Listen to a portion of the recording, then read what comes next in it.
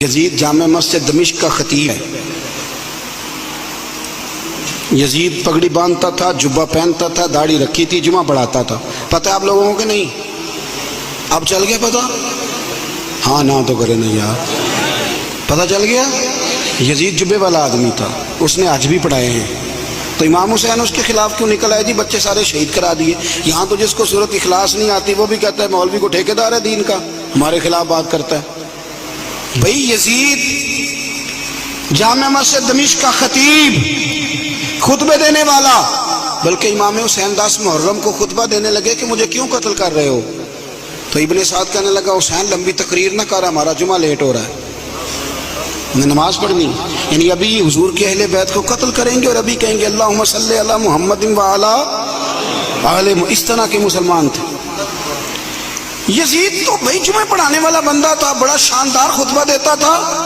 امام حسین کیوں نکلے اس کے خلاف؟ سارے خطبے امام حسین کے۔ امام علی مقام ہر جگہ پہ یہ کہتے ہیں کہ چونکہ یزید نمازیں چھوڑ کے پڑھتا ہے، چونکہ میں نے اپنی آنکھوں سے اسے مدینے میں شراب پیتے دیکھا ہے، چونکہ رنڈیوں کا ناچ دیکھتا ہے، مجرا، گندی مووی، مجرے دیکھتا ہے، مجرے، عورتوں کا ناچ دیکھتا ہے، اللہ کے حلال کو حرام اور حرام کو حلال کہتا ہے، لہذا مسلمانوں کا حکمران بننے کے قابل ہے۔ اور امام علی مقام نے فرمایا، خطبے میں فرمایا، یزیدیوں تم مانتے نہیں کہ وہ شرابی ہے؟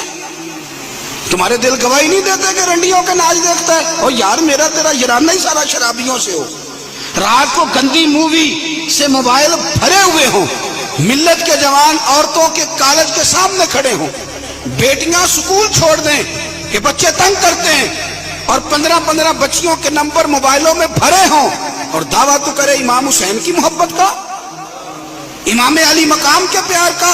میں ذمہ داری سے کہتا ہوں، جو بے حیائی کرتا ہے، فحاشی پھیلاتا ہے، گند کو فروغ دیتا ہے، قیامت کے حضرت عباس اس کا گریبان تھام کے میدان محشر میں کھڑا کر لیں، حضرت علی اکبر اسے محشر کے میدان میں کھڑا کریں، پوچھیں گے ہم نے جوانیاں لٹا دی شراب کباب کے خلاف اور تمہاری راتیں اس کے ساتھ بسر ہوتی رہی؟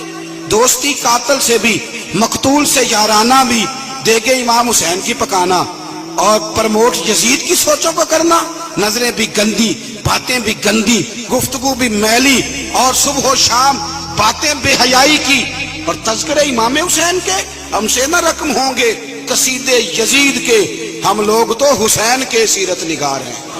ایک دروازہ کھٹکھٹاؤ، ایک، ہم مومن ہیں، مسلمان ہیں، خبردار یہ گند من سارا ڈیلیٹ کرو، ہمارا اس سے کیا لینا دینا، اور یہ گند ہمیں مائل بھی نہیں کر سکتا۔ ہماری آنکھیں تو بڑی کھری ہیں، یا قرآن دیکھیں گی یا مصطفیٰ کا گنبد خضرا دیکھیں گی۔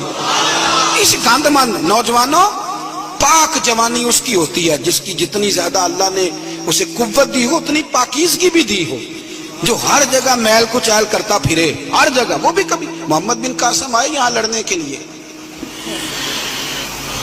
تو ایک دن صبح ایک بزرگ سے ملاقات ہوئی تو بڑا پریشان محمد بن قاسم، تو بزرگ کہنے لگے بیٹے کیوں اتنی ٹینشن ہے؟ کیا؟ کہنے لگے جناب نہ تو ہمیں ہندوستان کی زبان آتی نہ رستوں کا پتہ ہے، راجے دار سے مقابلہ کیسے لڑیں گے؟ انہوں نے کہا تو ہمت کر، میں دعا کروں گا اللہ مدد کرے گا۔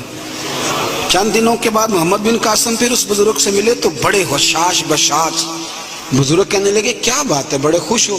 کہنے لگے بزرگوں پتہ کرا لیا، 2 گھنٹے سے زیادہ میرے مقابلے میں کھڑا نہیں رہ سکتا۔ جوانوں جات کے سننا، 2 گھنٹے سے زیادہ کھڑا نہیں رہے گا۔ کہا کیوں؟ کہنے لگے میں نے پتہ کرایا ہے، وہ نظر کا گندا ہے، اس کی تو ماموں کی بیٹیاں اس کی نظر سے نہیں بچتی، گندا ہے نظر کا، پھپھو چچا اور خالہ کی بیٹی کو بھی تاڑتا ہے، راجہ دار گندا ہے، گندے لوگ میدانوں میں ٹھہر نہیں سکتے، 2 گھنٹے کے بعد بھاگ جائے گا۔ میں 17 سال کا جوان ہوں، چڑھتی جوانی ہے، پر اگر زبان پر کوئی چیز جاری رہتی ہے تو مصطفیٰ کریم کے دین کے ترانے جاری رہتے ہیں۔ یہ کیا بات ہوئی کہ مسلمان ہو، کلمہ گو، اور وہ کہے جی اوہو بڑا مشکل ہے جوانی میں بچنا؟ کیا مشکل ہے؟ کون کہتا ہے مشکل ہے؟ کس نے کہا ہے مشکل؟ جوانی تو نام ہی پچ جانے کا نام، حوصلے ہی سارے جوانی میں ہوتے۔ اور تیری جوانی پر اقبال نے اپنے بیٹے کو دعا دی تھی، اس نے کہا تھا حیا باقی نہیں ہے زمانے کی آنکھ میں، خدا کرے کہ رہے تیری جوانی بے داغ، خدا کرے کہ اور بھائی کیسے تو کہتا ہے کہ میں ایک منٹ، تو عاشق رسول ہے، تو عاشق امام حسین ہے، تیرے اوپر کسی غیر کا رنگ چڑھ جائے، وہ کچا رنگ للاری والا جڑا چڑھدا لیندا رہندا، اے عشق تیرے دا رنگ محمد چڑھ جائے پھر نہیں لیندا۔ اس لیے حسین والے بنے، حسین والے، ہر یزیدی کے خلاف لڑنا سیکھیں، بات کرنا سیکھیں۔ چند باتیں عرض کی ہیں، ایک تو سادگی اختیار کریں، دل کی صفائی اختیار کریں، قرآن اور عبادت کی طرف توجہ کریں، اپنے گھروں کو سنواریں، رزق حلال لے کے آئیں۔ اپنی زندگی آپ یہ نہ سمجھیں کہ میں ایک گھر کو صحیح کر لوں گا تو کیا ہوگا، گھر جب صحیح ہو جائے گا تو معاشرہ بھی صحیح ہو ہی جائے گا، آگے بات بڑھے گی۔ میں حاضر ہو گیا تھا آپ کے حکم پر، اور حسب توفیق میں نے کچھ بات بھی کر دی ہے۔ جب آپ لوگ دوڑتے ہیں نا ملنے کے لیے اور کئی دفعہ گرتے بھی ہیں تو بڑی شرم سی محسوس ہوتی ہے کہ ہمارے لیے لوگ بیچارے اتنی تکلیف کر رہے ہیں، تھوڑی مہربانی فرمائیے گا۔